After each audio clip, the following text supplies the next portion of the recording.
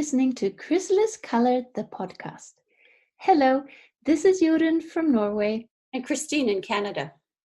With a podcast about color analysis and how it applies to you in a practical way.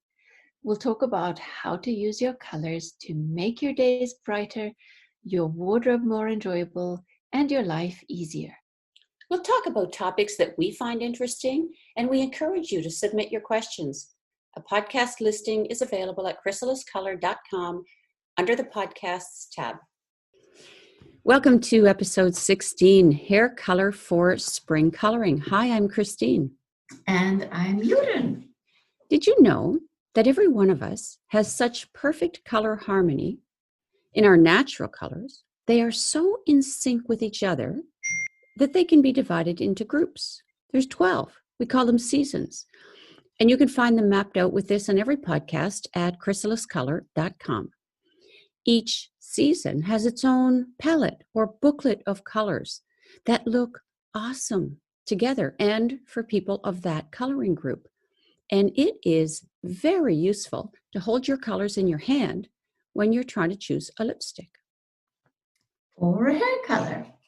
Hair color is essential to get right. Choosing a hair color or highlights is just as hard as correcting an old color.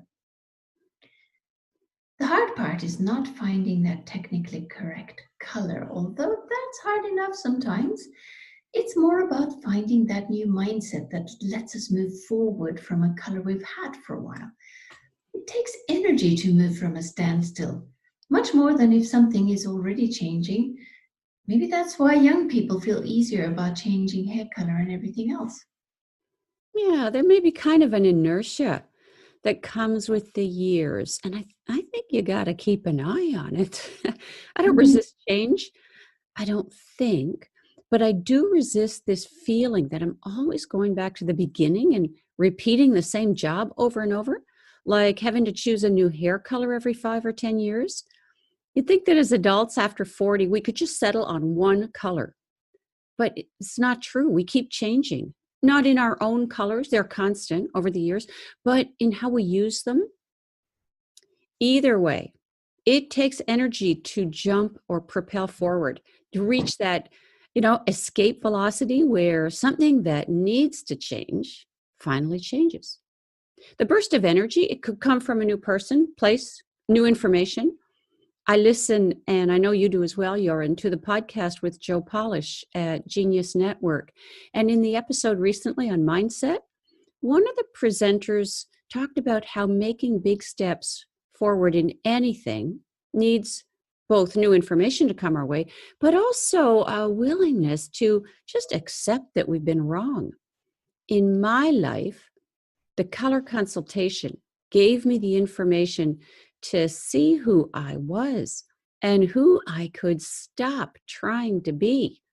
And that gave me the launch energy to make a comprehensive appearance change instead of guessing at one thing and then guessing at another thing. But I had to bring the openness to a better choice. Progress and appearance is not about right or wrong. You shouldn't use that word. We shouldn't use that word. Today's best color might not have been a good choice back when we started coloring. It's a constant journey of learning and adapting. It's kind of like running spell check in a document that you think is okay, completely okay, and you always find mistakes, even after you think you've checked it thoroughly. It's nothing personal. It's just pointing out better options. And Christine and I would never want our listeners to feel that we don't respect them or don't respect how hard making appearance choices in the modern world is. We always respect your journey. And speaking of respect, I want to say something that I've read somewhere, which I think a lot about. Respect is so important. It's just like air. And air, when there's enough of it, you don't think about it. But if it isn't there, it's all you can think about. And I think respect is just like that. And we totally respect that there are some tough choices to be made in all kinds of areas of our lives these days. And I'm thinking like the slow fashion movement and the reaction to consumerism. Yeah, you're entirely right, Jörn. Wrong is not a good choice of word. We're all finding ways of being better in a changing world.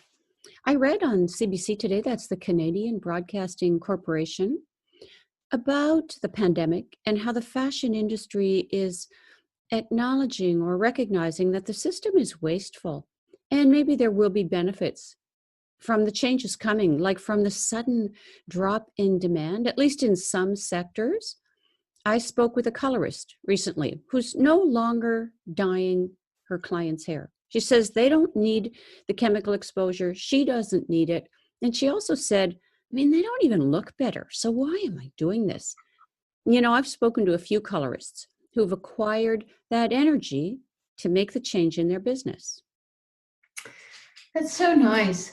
But we are realists. People aren't going to stop coloring their hair overnight.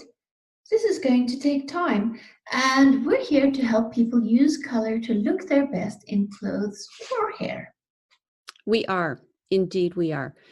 And I'm looking forward to talking about spring. Variations of beach blonde is an easier choice for these three types of coloring than any other season.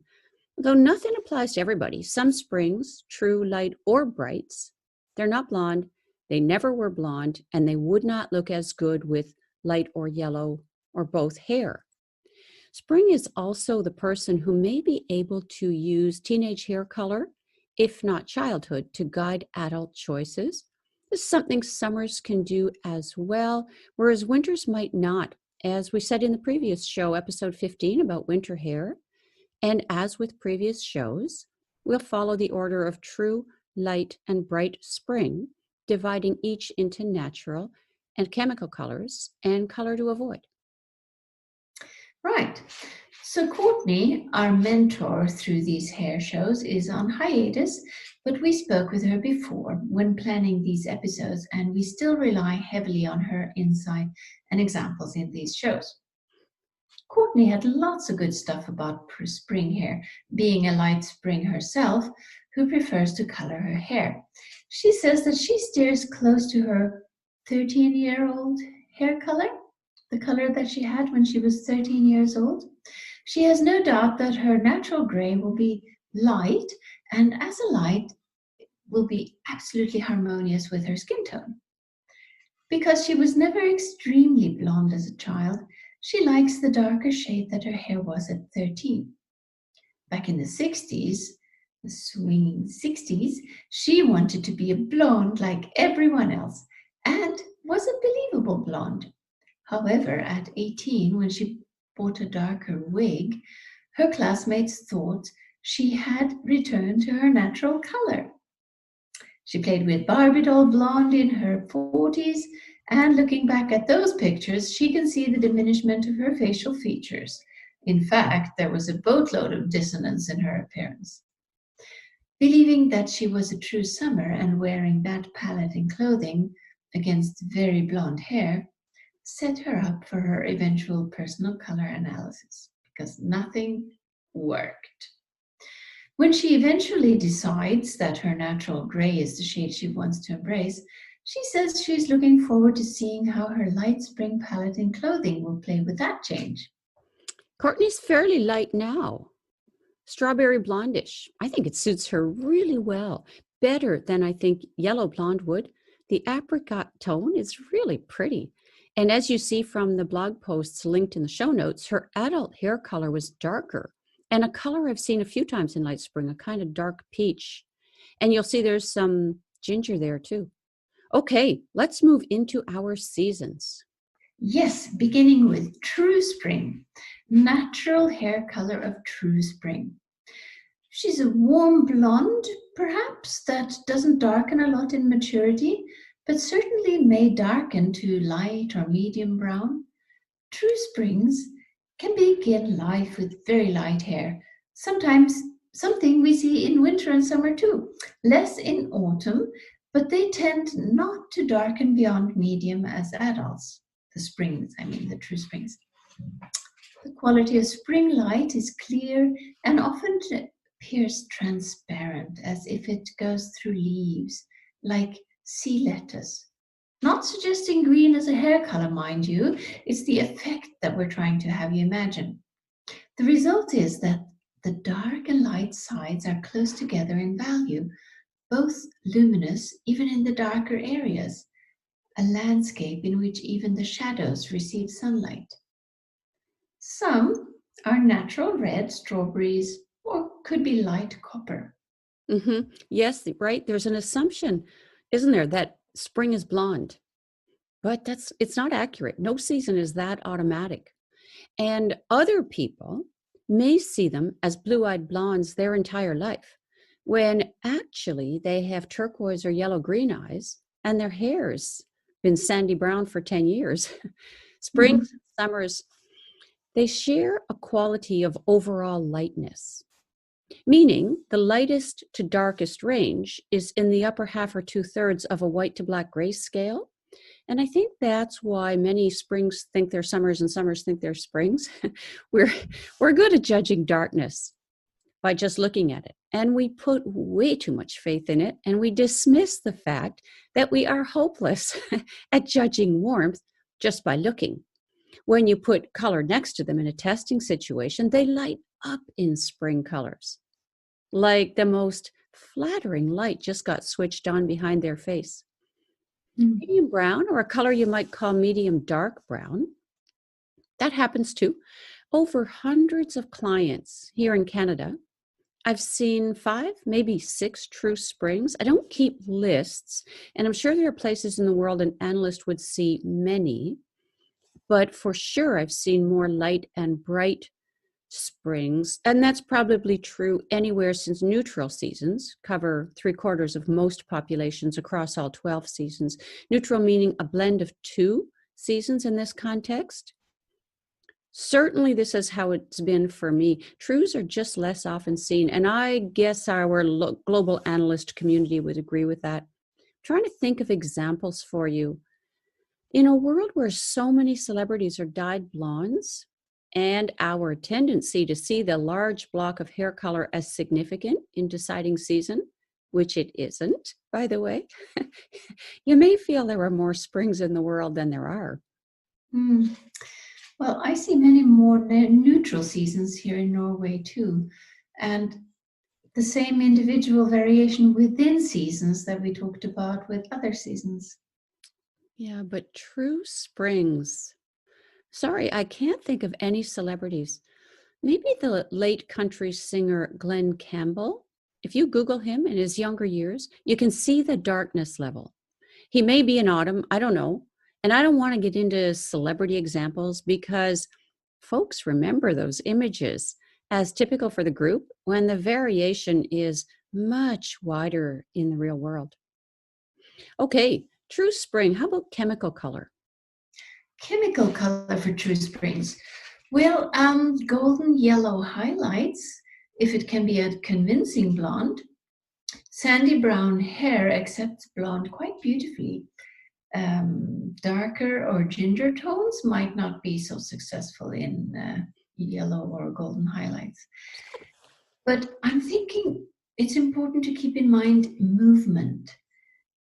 This kind of makes springs the best seasons for highlights because highlights are variations and movements, and it's so good on spring when they move their head and it creates energy that fits the essence of spring, don't you think? I do. I can picture what you're saying. Highlights can often look disorganized for autumns and winters. They carry single color well. Density, as a general term, could apply to color, texture, transparency. They do that well too. And they do calm quite well. Highlights can be gorgeous on those seasons, and they could be disruptive on certain springs. Just saying that they seem to have more reason for being there on springs, I think. Hmm. But always keep some of that base color visible. It's such a useful reference point over the years, and it keeps the look belonging with the woman, her eyebrows, her clothing, and cosmetics. The darkest, not much darker than the lightest. This coloring is about the warmth of blonde, not the lightness of blonde. I think it's more modern also to see the base color. and younger, because that's how sunshine would appear in a young head. Single color, well, it often reminds me of society ladies from an old movie, kind of like Doris Day. Yes, exactly like Doris Day. So, well, anyway, teenage hair color might be a good highlight to go with the adult natural base, but not as an all over color because we don't have our teenage skin anymore. Yeah, the point, I guess, is go lighter without going cooler, meaning not ash blonde or the hair is going to look frosted. One of those dated looks that wouldn't capture the relief that just comes with something happening by itself, like it was meant to be. For the many springs who think they're summers, what can happen is clothing may be too cool and foundation as well. So then the hair starts looking warmer than it is and like autumn hair. But changing hair is not where your solution will be found. In fact, if you think that your natural hair color needs changing for a cosmetic or a garment to work, I promise you there is information missing from this picture. Your natural hair color, it's always right. Take another look at everything else that you're adding. Exactly. Now, Courtney, she told us about a client of hers who's a true spring. It took a color analysis to convince her to stop wearing black. Her natural hair color is darker, and like so many of her generation, she believes that blonde hair was her birthright. A darker true spring gives up so much vibrancy when they favor black clothing and overly cool blonde highlights. That was the standard look in New York when she lived there. As her natural gray color has come in and the blonde highlights have been toned down and warmed, the harmony of her natural skin tone and eyes has been so enhanced. How about women who are not natural blondes, would not wear that look convincingly, but they want to color their hair, say to cover silver? Well, anyone can use dye to enrich or restore natural color. Spring's essence is colorful yet delicate. That's their unexpected magic. Dye brings color and they wear pigment well, but dusty color is draining. And just stay out of autumn colors, which contain more red and tend to be darker. You don't want rust and you don't want weight and you don't want color that's too far from home. Force is not spring's look, so it would really stand apart. If you were red and want to stay that way, good guideline would be to choose new penny over vintage penny red. And if you think your natural silver or gray, however it decides to appear, is dusty, trust me, it's not. It will suit your eyes, skin, and wardrobe just fine. Like winters, don't avoid your colors in apparel and makeup in favor of hair dye. Springs usually don't. They wear many colors together so easily. They love celebrating color. They're naturally tuned to color, and they don't look like walking color wheels from like I did from a comment I got 40 years ago and should have listened to. But don't be that mature spring woman who sees silver hair and thinks she needs to tone everything down. Don't be any mature woman who sees silver hair and thinks she needs to tone everything down. Leave your hair and dial the rest up, always in your palette, of course. True spring, color to avoid. I think we've said this. Yarn, copper, rust, red, that become heavy and dark, unless the hair is naturally red, of course. But if you want to enhance that with chemical coloring, be sure to keep it in the peachy strawberry red realm of spring, not the darker squash of autumn. Also, avoid anything ash like the plague, which we said before, because you're not a summer and it will look gray, dusty, and boring. And to repeat, she identifies as a blonde, was blonde as a child, and still wears the color easily. Returning to single color natural brown may feel unexciting or too sudden a change for you and the people in your life. So try it as low lights, not too dark, for the varied tones that look terrific on springs. Having natural color visible is what makes the highlights shine, looks natural and therefore younger, and connects your hair back to you. Avoid highlights that are too light, too cool, or too many, meaning one big highlight, and practice restraint. Yeah, good point. Springs love highlights, and they're it's fine, but after there's too many highlights, the point isn't being made anymore. The message isn't coming across the way it could. Okay, light spring. Natural color.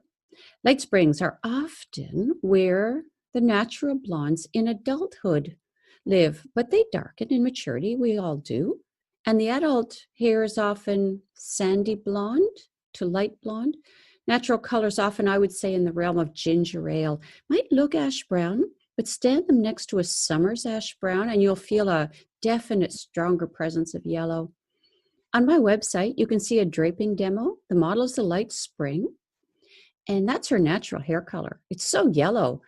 I mean, it's tipping into peachy orange, actually, paired with green and yellow eyes. She looks like a spring. Nobody would guess her to be anything else. But true spring's actually a little too much for her. It's a little too bright and a little too dark. She settles like a vision in light spring color. I think of saltwater taffy when I see some of the warmer blonde light springs. One of my daughters-in-law is a light spring, and she's a natural blonde. And she reminds me of vanilla ice cream with butterscotch streaks in the underneath layers where the sun hasn't bleached it. Yeah. Some are darker, like Courtney's dark peach, often paired with clear light eyes. And many have beige blonde hair, very much like light summer, but just a little warmer. For those who look light in their colors and actually test as light seasons, I wonder about Martin Clunes, who plays Doc Martin in the BBC TV series. So you get a sense of how different people can look, yet they all react to color in the same way. What about chemical color choices for light spring? Well, for light spring, I would say gentle highlights. Lighter tips, maybe, like when your sun-bleached hair from last summer hasn't been cut away yet. Lower half of hair blonde and a caramel taffy kind of grows out of hair. I'm not sure that any hairstylist or colorist could recreate it because it's very subtle. The difference is so subtle. She reads as a blonde, and the colorist's effect is often too obvious, usually too light and too cool, and it might look artificial, so be careful. Yeah, the highlight, it's a little too obvious. You can draw around the highlight. There's springs and highlights that contrast too much, like zebras and tigers, as the opposite of genuine. I'm sincere. I'm looking for a way to say sweet and natural. Artificial can be okay when it looks like fun or movement, say plastic beads, but hair isn't the place for artificial, and force is not an easy effect on spring. Natural just works better.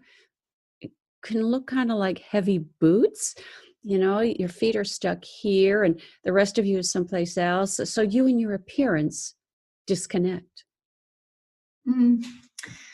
But if you stand in the shoes of someone meeting you for the first time, they see a form of subtlety that speaks of a quieter vivaciousness.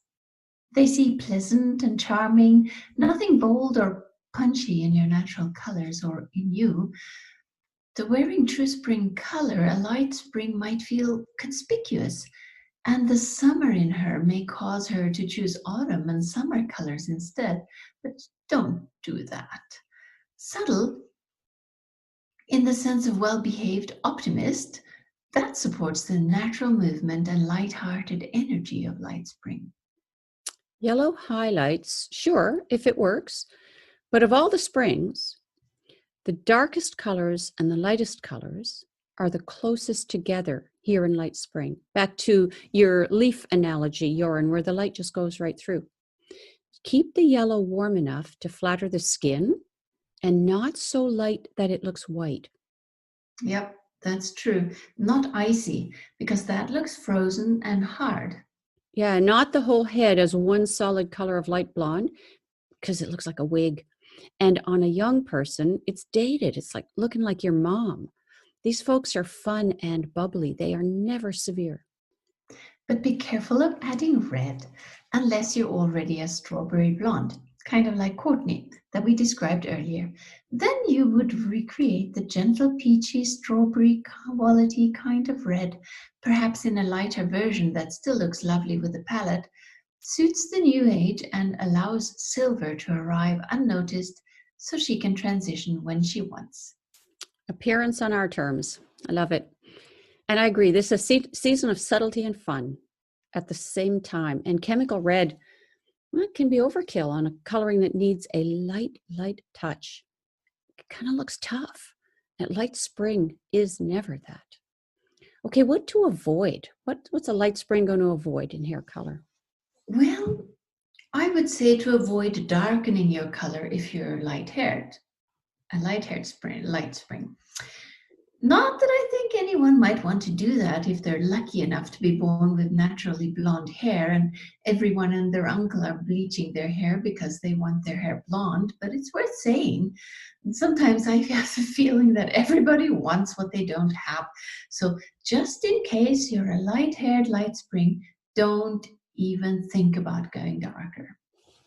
Also, if you're a light spring with naturally dark hair, don't think that you have to go blonde in order to express your light spring essence.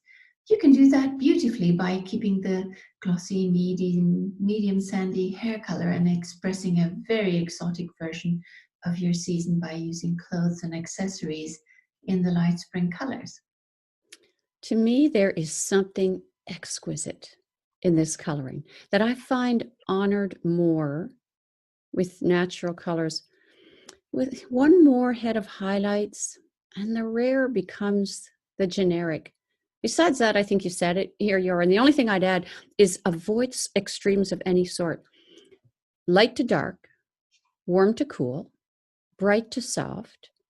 For all three of those scales or ranges, the setting for light spring is kind of near the middle, which your color analyst can explain to you in more detail.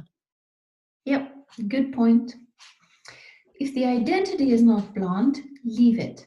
If it's cinnamon peach or apricot rose, really leave it. It often combines with very light eyes, and oh boy, it's lovely. I think Brad Pitt could be a light spring. If you Google his hair color over the years, my opinion, highlights that are too yellow, too solid, too light, just don't do him any favors. Bleach is downright severe. Leaving some dark hair with highlights looks better than one solid highlight. So within the looks that you like, well, decide what it is you like about it. Maybe ask yourself, would today's best hair color be the same as color for Brad of 20 years ago? Is there a point where highlights are obvious? And does it matter to you if your highlights are easy to see or not see? These are all personal preferences that we decide for ourselves. As you think about his hair and you look at the pictures, let me ask you this. Are you looking at his hair or at his face? Because here's a tip. You should be looking at his face. Yes, really. When we walk into a room or a party or a cafe, we don't want people looking at our hair. Yeah, or trying not to. Yes, really. I don't know about our listeners, but that happens to me. Not being judgy. It's just the spinach, right? I would want to know. All right, moving. Next season, bright spring, natural color. Yeah, bright spring, a most delicate color balance. And there's still spring. So lightness is an overall feature. It's just that the light to dark spread is wider because winter's influence has arrived. Right. Bright springs are twinkly people. Many are not intense or have bright hair per se, like many bright winters don't have those legendary clear eyes, and don't expect to know by looking because you can't. No, you can't. You might think there's summers sooner than other seasons just at a glance, because if the hair is medium sandy brown and they have blue eyes, people see lightness. They think it's summer and they want to put them in pastels. Mm. You may see caramel blonde brown hair. That happens for sure with eyes to match. Or redder cider brown hair with eyes to match. And in both, folks may think autumn. And some are very light Nordic blondes. No other hair color is going to make that better. You can see Johanna on the front page slider of Chrysalis Color draping the lovely woman with the red hair and the braid. The word icy could apply, but they're warmer than that when their colors are compared to calibrated colors, which is what testing means or analysis. With intensely aqua eyes, the impression can be cool, but you need that analysis to know the order of what matters or what's the priority of importance about their colors. For bright spring, first it's pure color, then it's warm color, and then kind of whatever for light and dark, because the options are pretty wide. And for some, root beer would be a fair description of the hair color, warmer than the cooler, bluer, dark browns of the bright winters. Some, especially with Asian influence, Indonesian, even Caribbean influence, hair can be quite dark, as can eyes. Let's think about the chemical colors options for bright spring. There are many unique hair colors here, and the colors are magically coordinated with eyes. Not necessarily the same, they just look amazing together. So if your hair color is colorful, someone would not be likely to describe it as sandy brown. Leave it. Nature does an awful lot that it just can't be improved upon with chemistry, and hair color in the bright seasons is one of them. There's a quote by Buckminster Fuller that comes to mind, and something to the effect of, I'm not trying to imitate nature. I'm trying to figure out how it works. And for the bright seasons, boy, nature has it figured out. I don't know that hair chemistry is going to do any better. Don't darken your hair. Avoid heavy or solid looking hair. This is another season, like bright winter. Leave your hair color the way it is.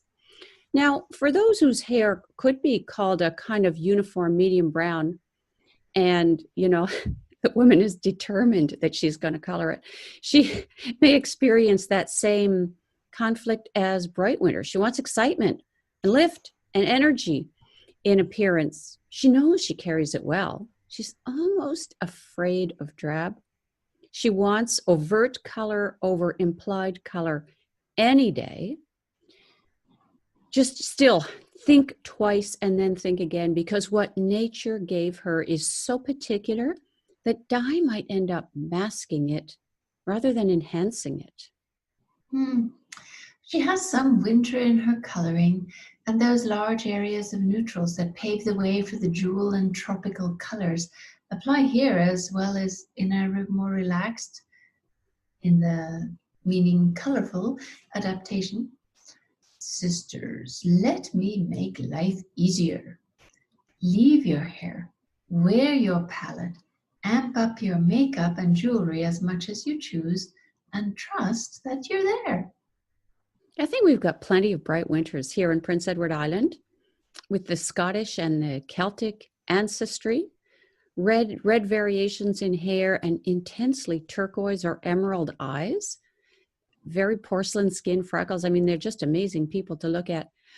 And so the woman lives in Eastern Canada, has never really thought about what her coloring could do, takes one look at the makeup and thinks, no way, I am not going there. And if we're being honest, it might not be entirely accepted in this community. It might be seen as showy, might be seen as attention seeking. Don't worry. Look, we're going to make this work. We can use sheer color, and having your natural hair color can often be a real plus for making your colors in clothes and makeup feel much easier for you. Well, I can relate because being seen as showy or attention seeking is definitely a no-no, a big no-no in Norwegian culture. However, I find that mostly, in my experience, it's the bright winters that shy away from that bright lipstick, especially lipstick. also colorings in clothing, but the bright springs, I know, they're usually a lot less frightened when shown their best lipstick colors. The bright winters are like, whoa, whoa, back it up, lady. Let's bring it down a notch or 10. But the bright springs, they say, oh, yay, and then they skip happily along with it. Such a big difference between the two bright seasons in this respect. At least that's my experience with the clients I've seen. Me too. Me too. I entirely agree. I have the same experience. Springs, and they have this love of color. It's like they can't get enough. And once you describe the concept, they know they have colorful eyes. That they've known that most of their life. They've been told this over and over. So once you describe the idea that you want lips to balance eyes, they get it, and they're on their way. Right. So let's bring it back to dye, hair dye, because there is a way to go about it. Just don't deviate too far from your natural color. Blonde may be fine for a medium brown hair if the woman could be flattered by blonde. Choose a color that would slide into your palette easily, because that's what the hair color will be seen with. Still spring, so warm, delicate, and exquisite colors. Avoid bold or cold like bleach. Your wardrobe is the place for those extreme color additions. And be certain to leave some natural color visible. Bright spring has the widest light-dark range of the springs, and that darkness is essential to sculpt and slenderize the face, which we all want, and the silhouette. Mm-hmm. Yes, rose gold, light copper, clear coral highlights. They can often be better than traditional blonde. They wear those easily. Eyeshadows, jewelry, very easy for them. And traditional blonde, it may be too dull, it may be too warm, but those colors are a fantasy look. And even more so when they're done as solid colors, they can take too much attention away from the eyes and make for too much color effect when the So Beautiful clothing is added to the overall look. And so the woman backs off clothing when it's actually the hair that could be a little bit less colorful. If I had to pick two between bright color, bright makeup, or bright clothes, I'd pick clothes and makeup. Why two? Because they're springs and color looks fantastic. To a point, the more they wear, the better they look. To a point. Winter's restraint and ability to turn neutral colors into power is here too. Spring is the season for fun and glisten, keeping to threads of blonde, rose gold, or whatever works with a variety of natural base colors. Like with light spring, if you're naturally light, don't darken it. Yellow highlights that work with the base might be good. Again, the vivaciousness of the spring seasons can support gentle highlights because it brings movement and energy. And I'd like to put in a vote for shine treatments. Gleam, pearlized effects, they're easy. Where shine looks natural because it reflects the way the light is reflected from the skin. Whereas on autumn, that same effect might look oily in hair or skin. More information about that you can find in the skin polish posts I've linked in the show notes, and there are similar posts for the other seasons too that address the natural reflectivity of the colors, be they in skin or hair. As a last note, think about leaving the texture of your hair the way it is. How color and shine appear depend a lot on texture, whether it's hair or fabric or any material. And our natural hair texture is part of how we're so perfectly put together. Adding curls to wavy hair, well, fine. Adding more of what you are is the recipe for appearance success. But what I mean here is don't straighten textured hair to force it to shine, because it separates the hair from the person. It creates that mechanical impression that doesn't tend to play so well on spring. All right, what colors to avoid for bright spring? What would you say, Jorunn? Well, I would say something we said before, but I'd like to repeat it, that It's important to not darken your hair, just avoid darkening it, and also avoid heavy or solid looking hair. Bright spring is another season that could benefit really well from leaving hair color as is. And avoid solid hair color. Bronze, copper, anything heavy and autumn-like is also nice to avoid. So Mhm. that's what I would say. It's interesting to me. I'm thinking as you're talking about how women can be so determined to change hair color, and yet hair color is expensive to change. It is hard to maintain. It is very hard to predict. Whereas changing clothing and makeup is relatively easy, and yet that's the one that women resist more. So, just to summarize what to avoid for bright spring, well, you remember we said the color priorities for this type of coloring. First, the colors are bright, they're pure pigment. Second, most important, they're warm or fairly warm. Third, most important, light to dark, but the range is wide and the woman will fall somewhere in between that. It's pretty forgiving. So, what do you avoid? Those in the reverse order. You do not want soft, sub-in, dusty, muted, opaque, thick, anything that reduces the purity or the transparency of the color. Second thing to avoid, too cool. And the third thing to avoid is getting too far from the natural darkness level, because as Joran said, you got to have that darkness level, one, for your eyebrows to make sense, and two, to give a shapely contour to the face and the body. Right, so let's move on to silver hair for springs. And what comes to mind is sparkling cream to pale gold. We covered this in an earlier episode, and we should possibly revisit this again about the warm seasons and how they go grey.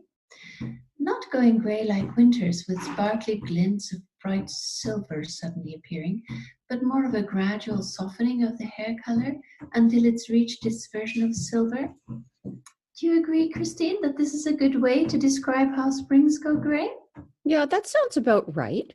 Springs do things more gradually than winter. The ends are closer together to start with.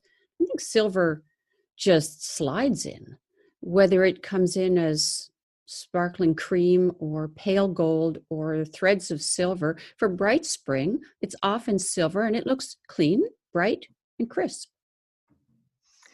What do springs need to know, to think about if they want to go from chemically colored hair to their natural silver? Yeah, well, if the color's close to home, I think leave it.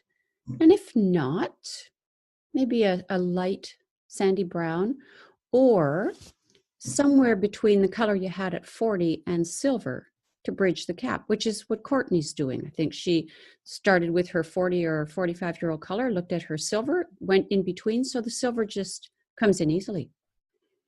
Maybe we could close our show today with another provocative conversation, the way we did for winter. Something about appearance and hair brings these up to the surface. One thing I love about our show is how we can be ourselves. It's rare for women to hear A, honest talk about appearance, B, from women whose aspirations are not about being seductive or flashy, and C, a conversation that relates appearance to how we live in the world. I mean, what about our beauty and our function together? Never mind our cars and our clothing and everything else. I heard an audio recording of David Kibbe once. He wrote a brilliant style book in the late 80s. I think it was called Style Metamorphosis. I'll find it and I'll link it in the show notes. He seemed to be at a seminar and he sounded like a really straight up guy. And he was saying, yeah, you know, monochromatic outfits, they don't make short people look taller. Maybe if they're standing in a room by themselves. So real talk from a person who can see other people in the context of everyone else, which is how others see us. But the appearance industry rarely does it? They tend to isolate us from other people. Yes. Well, speaking of provocative conversations, I'm very excited about a book I discovered lately and about the appearance industry. I'm reading this book by Malcolm Gladwell called What the Dog Saw. I haven't gotten to the dog chapter yet because being obsessed with hair color, I skipped straight to the chapter called True Colors, Hair Dye, and the Hidden History of Post-War America. It's just brilliant. And I'm going to tell you about it because I can't stand to keep it inside. Yeah, it is fantastic. Our readers are going to love, our listeners are going to love this. Yeah, I know. He starts off by telling the story of Shirley Polikoff. Who was Shirley Polikoff? I had no idea until I read this. Have you ever heard of Shirley Polikoff? I have not. No, I have not. Not till you told me about her. God, she was an amazing woman. Kind of larger than life persona, doing whatever the beep she wanted. God, reading the description of her, I'm like seeing her as kind of like an Edith Apfel of the 50s, because this was in the 50s. You with me? The grand era of housewives. And there she is, never done more than 2 weeks of housewifing in her entire life as a wife and mother, career woman to the bone, chemically blonde to the roots, and a copywriter. And she was given, and now comes the juicy part, she was given the account of Clairol, 1956. So this is the age of the days when going blonde was something that only chorus girls and hookers did. And Clairol was about to launch a new product, the first do-it-yourself wash and rinse hair color that women could do at home. It was a sensation. They demonstrated this at hairstylist conferences and had to rinse the models' hairs on stage with buckets because the hairdressers in the audience, they refused to believe there wasn't some tomfoolery or trickery secretly going on backstage. Anyway, so Shirley Polikoff, being who she was, blonde, came up with a slogan, does she or doesn't she? Very famous slogan, referring to the totally believable shades that they were telling women that they were getting. And so started an amazing marketing campaign for hair coloring, blonde in particular. Clairol took off, hair coloring took off. Between the late 50s and the early 70s, the percentage of women who colored their hair went from 7 to more than 40%. Ha! The power of good copywriting, right? But wait, there's more. Shirley Polikoff also invented the slogan, is it true that blondes have more fun? And if I've only one life, let me live it as a blonde. Anyway, so it really took off. So blonde was no longer reserved for the glamorous divas, but Clairol fronted that hair color was going blonde. Hair color and going blonde, I mean, was also for the respectable women, the mothers, the girl next door. And the ads had regular women that were just a little prettier than your wife or who lived in a slightly nicer house than yours. So these campaigns sent the sales numbers of Clairol through the roof. But wait, there's even more. I'm not done yet. Along came L'Oreal, who wanted to challenge Clairol's position in the market. Long story short, what they did was bring in another dimension into the advertising. Clairol, they upheld that hair color was something you did for others. The jealous mother-in-law who asks, does she color her hair or doesn't she? And the ads with a proud husband showing off his bottle blonde wife. And now L'Oreal's copywriter, I'm not sure if I'm pronouncing her name right, but I think it's something like Elon Specht. She, very strong woman, by the way, fantastic. The way Malcolm Gladwell describes her in the chapter is fabulous. She came up with the now so famous slogan, because I'm worth it. See what they did there? They changed it from something you do for others to something you do for yourself. It's genius. And this happening in the years between Eisenhower and Carter, beginning in the golden age of the housewife, or the big age, the late 50s, through women's lib, women entering the workforce, sexual emancipation, taking the pill, and becoming CEOs. The advertising mirrors the historical development of women, and becoming blonde as part of first being the perfect housewife, sweet girl next door, to being the empowered, strong woman who deserves it all, was all part of advertising campaigns to get women to make themselves over, using hair color as what Malcolm Gladwell calls useful fiction to play a part, looking the part without being the part.